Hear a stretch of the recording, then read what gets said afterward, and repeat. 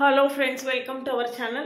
TNPSC, ASI, AAD, degree level, PG level எல்லாத்துக்குமே போன வாரத்துல வந்து syllabus update பண்ணிருக்காங்க. அது விஷயமா வீடியோ கொடுங்க அப்படினு சொல்லிட்டு நிறைய பேர் கமெண்ட்ல செக்ஷன்ல கமெண்ட் பண்ணிட்டே இருக்கீங்க. அதனால இன்னைக்கு வந்து அத ஒரு டீப் அனலைஸ் பண்ணி நம்ம எந்த மாதிரி prepare பண்ணா இந்த எக்ஸாம் வந்து கிளியர் பண்ண முடியும். இது யாருக்கு சாதகமா இருக்கு?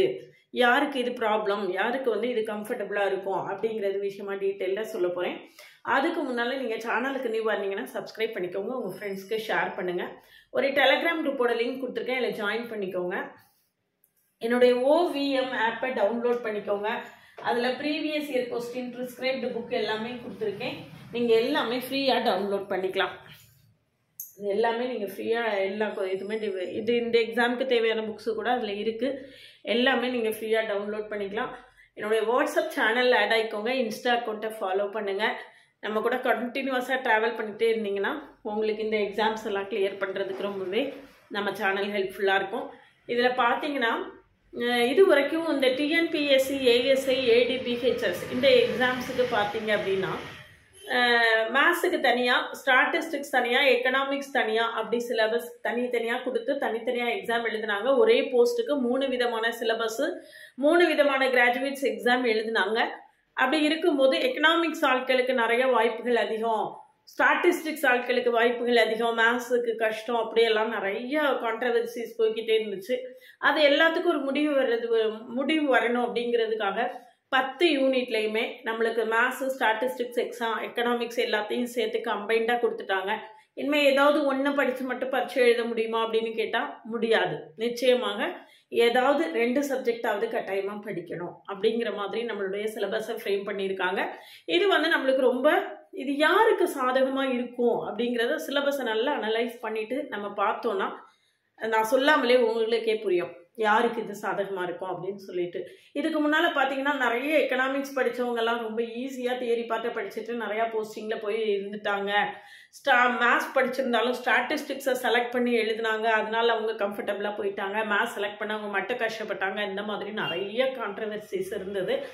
இதுல பாத்தீங்கன்னா அப்படி எல்லாத்துக்கும் ஒரு பெரிய முற்றுப்புள்ளியாக இது வந்திருக்கு. இப்ப இது யாருக்கு கம்ஃபர்டபுளா இருக்கும் அப்படின்னு பார்ப்போம். பாத்தீங்கன்னா மேத்தமெட்டிக்ஸ்ல 3 யூனிட் கொடுத்துருக்காங்க. Algebra, differential calculus. யூனிட் 2ல integral calculus, differential equations. Unit 3ல வெக்டர் கால்குலஸ், OR. இது பழைய சிலபஸுக்கும் இதுக்கும் பெரிய வித்தியாசம் இருக்கு. ஏன் அப்படின்னா பழைய சிலபஸ்ல நம்மளுக்கு அல்ஜிப்ரா உண்டு, அனாலிசிஸ் உண்டு, மெக்கானிக்ஸ் இருக்கும், மெக்கானிக்ஸ்ல டைனமிக்ஸ் இருக்கும், ஸ்டாட்டிக்ஸ் இருக்கும். கடைசியில் அது ஸ்டாட்டிக்ஸ் எடுத்து விட்டுட்டு டைனமிக்ஸ் மட்டும் வச்சாங்க.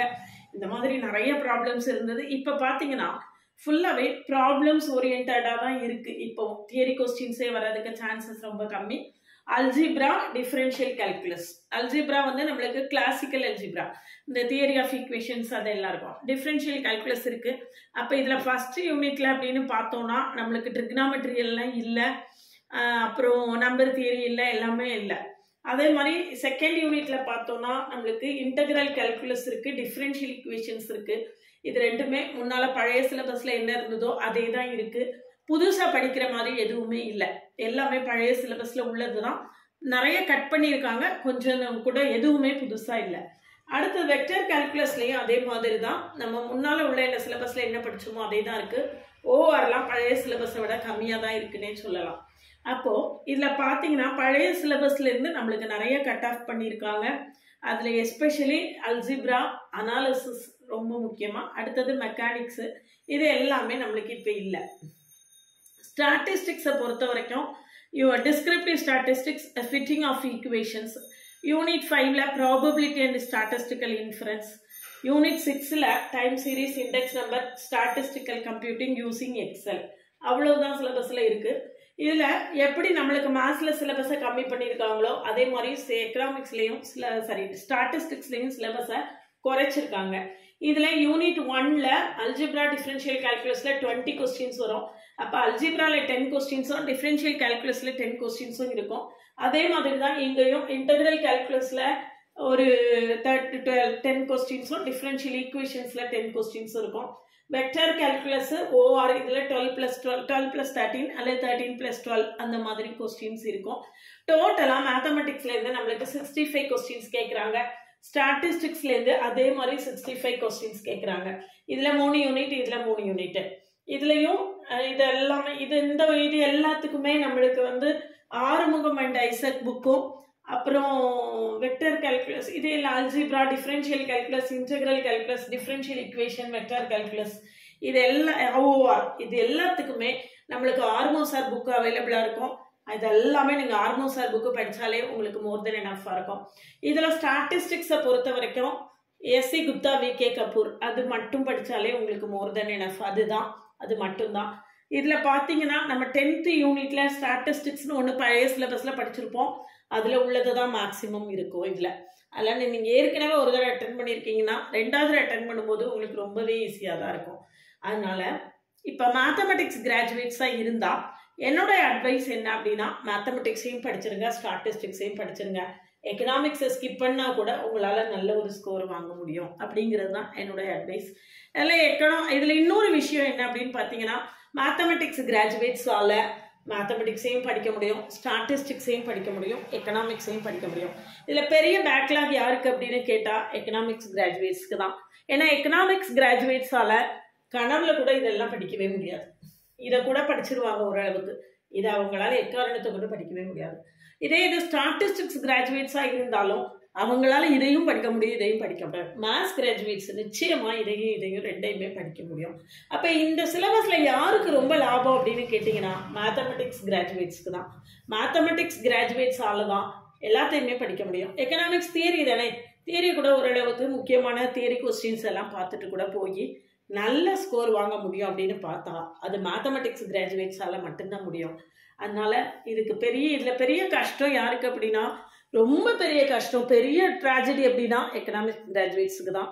அதுக்கு அடுத்து இன்னும் கொஞ்சம் ட்ராஜடி அப்படின்னா அது ஸ்டாட்டிஸ்டிக்ஸ் கிராஜுவேட்ஸ்க்கு. ஏன்னா அவங்க வந்து இதில் கொஞ்சம் கஷ்டப்பட்டு தான் செய்வாங்க. இதில் வந்து ஸ்டாட்டிஸ்டிக்ஸ் கிராஜுவேட்ஸ் ஈஸியாக இதை பண்ணிட முடியாது. ஆனால் அதே நேரத்தில் மேத்தமெட்டிக்ஸ் கிராஜுவேட்ஸால் இதை ஈஸியாக படிக்க முடியும். அதுதான் விஷயம். அதனால இந்த சிலபஸ் மேத்தமெட்டிக்ஸ் கிராஜுவேட்ஸுக்கு சாதகமாக தான் இருக்குது அப்படிங்கிறது தான் என்னுடைய பர்சனல் ஒப்பீனியன். என்னுடைய பர்சனல்லாம் கேட்கும்போது நான் அதை தான் சொல்லுவேன். இது எல்லாத்துக்கும் நீங்கள் ஆர்மோ சார் புக்கை ஃபாலோ பண்ணலாம். இதுக்கு SC Gupta and VK Kapoor அந்த ஒரு புக்கில் எல்லாமே இருக்கும். எக்கனாமிக்ஸை பற்றி எனக்கு ஐடியா இல்லை, அது விஷயமா இன்னும் சர்ச் பண்ணவும் இல்லை, அது விஷயமா நான் ரெஃபர் பண்ணவும் இல்லை. எனக்கு எக்கனாமிக்ஸ் தெரியாது, அதனால நான் அதுக்குள்ளே போகலை. ஆனால் மேத்தமெட்டிக்ஸ் கிராஜுவேட்ஸாக நீங்கள் இருந்தீங்க அப்படின்னா எக்கனாமிக்ஸை விட்டுட்டு மேத்தமெட்டிக்ஸு ஸ்டாட்டிஸ்டிக்ஸையும் படித்தா கூட உங்களால் அச்சீவ் பண்ண முடியும்.